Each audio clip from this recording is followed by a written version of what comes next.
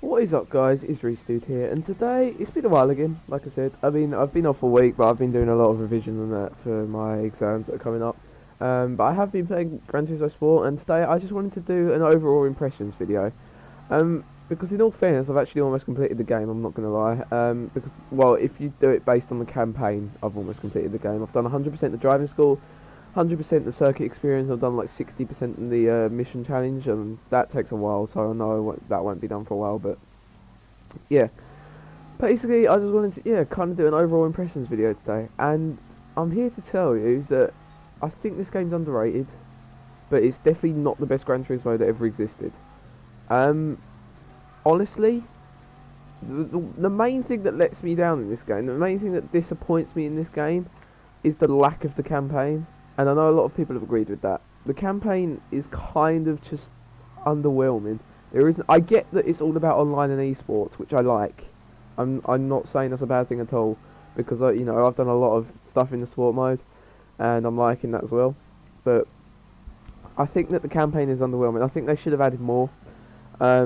I think they should have added the proper A-spec thing, and have all the old events like the wind and all that stuff, and they should have done that. And I think they should have added well, actually I'll get onto that in a minute.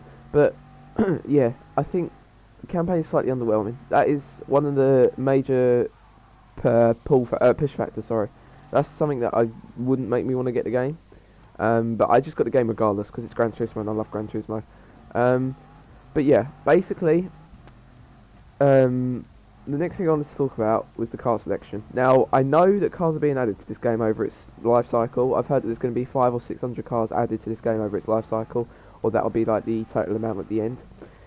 But even if there is, 500 to 600 is still half the amount that was seen in Gran Turismo 6, and pretty much half the amount that's seen in Gran Turismo 5 as well. It's pretty much the same that was seen in Gran Turismo 4, which is a 15-year-old game, and that's not good enough. I don't know why that's happened. I understand licensing and that is difficult, but if they've been able to do it in the past, I can't see why they wouldn't be able to do it now. So yeah, that's disappointing. I'm not really sure why, but there is such a lack of cars right now. And that is another pull factor. That is not enjoyable. Like, if you want to buy a car that's fast and good for drag racing or something online, you don't have a very big choice. You have the LaFerrari, you have the Veneno, you have the 12C, you have the 650S. You have a 911 GT3 RS possibly, if you can get that going. You have the Bugatti VGT, and you have the Tomahawk. So that's basically it. There's no other cars that work, as far as I can see or tell at the moment. Because I do a lot of drag racing online just for fun. I'm sure a lot of you guys do as well. But yeah, it's just not good. The lack of cars is really disappointing. That is probably the biggest thing in this game that I don't like. It's not good enough, and I don't know why that's happened. But it's only 150 cars at the moment, and a lot of them are VGT cars as well. Like, don't get me wrong, some of the VGT cars are pretty cool. Like the Tomahawk, for example, it's so cool, and it's really fast. But I'd rather have old, and that's the point I was getting onto with the wind that I said I'll mention later. I need to see older cars. We all need to see older cars added back. All the old Le Mans cars and just older cars in general, because they're good as well. We want to see all those older cars added back because that's what people like. And I've done a lot of negative stuff in this video so far, so I'm going to get on to the positives. The graphics are great. They are some of the best graphics I've seen in the Gran Turismo game by far. The cars look great. I think the scapes, which is where you take photos of your cars in different locations, is fantastic. They've put so much effort into that, and in a way it's kind of annoying and controversial because they've put so much effort into that, but it looks like they've kind of missed effort out on other parts of the game. But yeah, the scapes is really good, and I enjoy it. I've taken a few photos myself, and I think it's really, really enjoyable. Sport mode, the main part of the game, the whole reason why this game was created, is good. There are some fundamentals missing. For example, they should add more races, I think, and also the fact that I don't know, it's just kind of repetitive, but I get that, and it's still fun, and it's good competing with people with the same skill level as you, which is exactly what you get.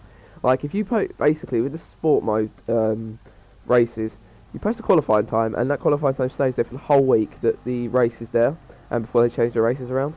And then you get paired up with people with very similar lap times to you, and you might end up in pole if you have a really good lap time. But yeah, you get paired up with people with very similar lap times to you, and you all have the same kind of group car, so they're all exactly the same car. Or you have a one-make race, which is literally identical cars. But yes, you have the same car, and you can't change the speed or anything, so you'll have like identical speed. So it's literally just down to the pure skill of the driver. And I like that. That's great. If it was unbalanced, I wouldn't like it, but that's really good. And you could get some serious money from it as well, actually. Like, I did a race the other day, and there's currently a Nürburgring one. Not this Nürburgring, the other track, Nürburgring GP track.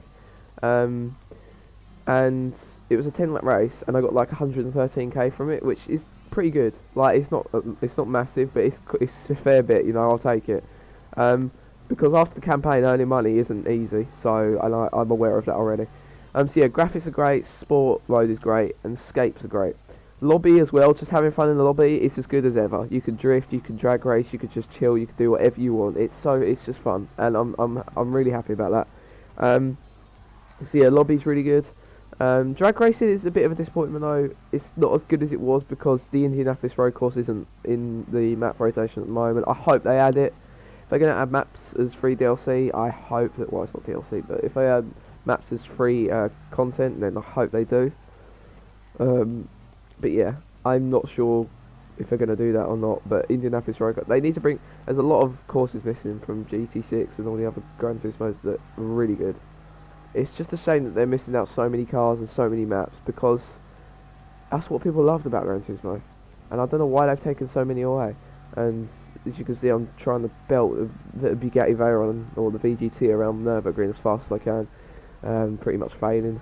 I've done 5 minutes 54 in the VGT around here, so yeah, I don't think this is a 5:54, I think it's a 5:58. But yeah, I mean, like I said, good points, the sport, the lobby and the escapes, the modes, and the bad points, the lack of cars and the lack of maps, and the campaign's a bit brief.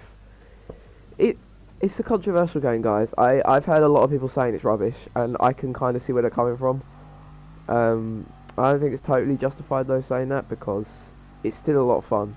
And yeah, I know a lot of people were hoping, well, a lot of people getting this game for the esports, and in a way so did I.